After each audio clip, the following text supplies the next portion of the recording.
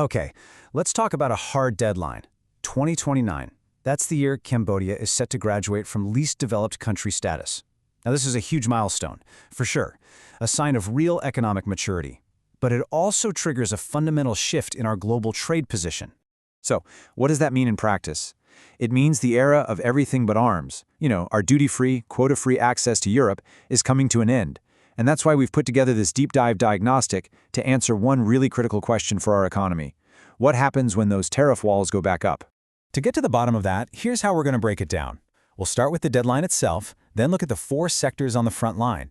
After that, we'll dig into the core challenge of integration, explore new engines for growth, and finally lay out a clear 3-phase response. All right, so let's jump right in and look at the front line of this whole transition. So, we've identified 4 key sectors that are really exposed here: textiles, footwear, rice, and bicycles. And look, the danger here isn't just about paying a bit more in tariffs. No, it's much bigger than that. It's the potential loss of our entire competitive edge in a global market that is incredibly price-sensitive. If we don't get ahead of this, we could see years of hard-won export gains just vanish. Next up, let's dig into a really interesting paradox: how the very structure of our most successful industries, well, it actually creates a hidden risk. Yeah, you heard that right. Our biggest strengths are also our biggest vulnerabilities. Okay, so take textiles and footwear. They suffer from something economists call weak backward integration. And it's actually a pretty simple idea. We're amazing at the final assembly part, the cutting, the sewing, all that. But the raw materials, the actual fabric, the soles for the shoes, the components, they're almost all imported. So here's where it gets really tricky. This all connects to something called rules of origin. You see, right now, with our special LDC status, this isn't a huge problem. But after we graduate, that's a different story. To get any kind of preferential tariff rate, we might have to prove that a much bigger chunk of the product's value is created right here. That could mean double transformation, making the fabric itself locally. If we can't prove enough local value, boom, we're facing the full unfiltered tariffs. And if you want to see just how serious this is, look at these numbers. They really lay out the potential damage. I mean, a drop of almost 50% in garment exports, over half our bicycle exports just gone. These figures from the impact assessment, they're not just numbers on a page. They are a massive wake-up call. But, this impact goes way beyond the factory floor. Let's talk about agriculture, specifically rice.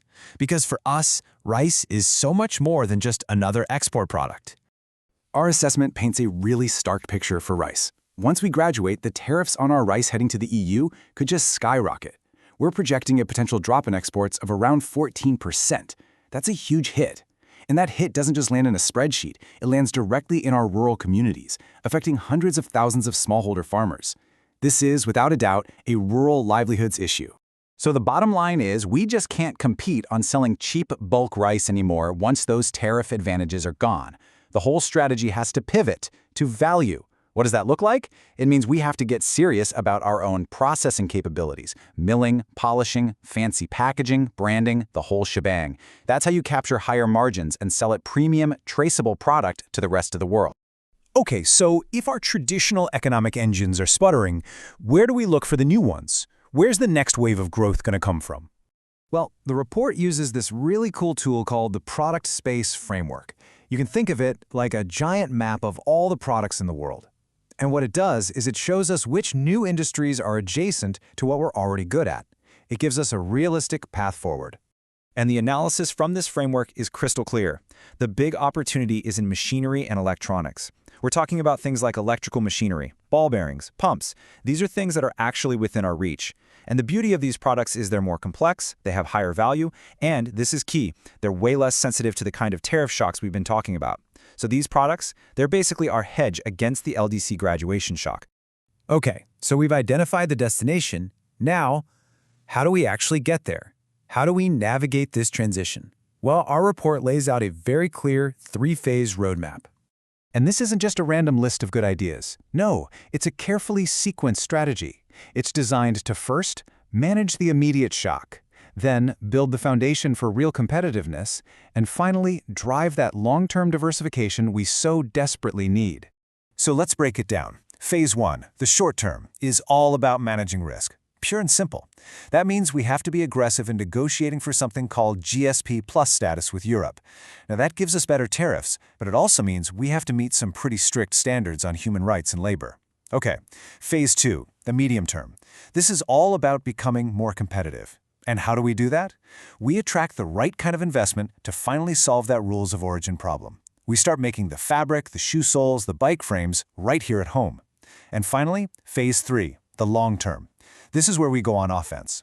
We pivot our incentives, our investment promotion, everything, towards building up that promising machinery and electronics cluster. So really, if there's one thing to take away from all of this, it's that we're talking about a fundamental shift in our entire development strategy. Graduating from LDC status, it's a signal. It's telling us that the easy part, the low-hanging fruit phase of our development, is over. Those old advantages are disappearing. We can't just rely on preferential treatment anymore. From now on, we have to rely on our own productivity. So this report, it's the roadmap for making that crucial adjustment. The path forward is actually quite clear. But the real work, the work of building our internal capacity, boosting our productivity, and strengthening our resilience, that work begins today. So the question isn't just if Cambodia is ready to turn this challenge into a springboard, it's how quickly we can make that leap.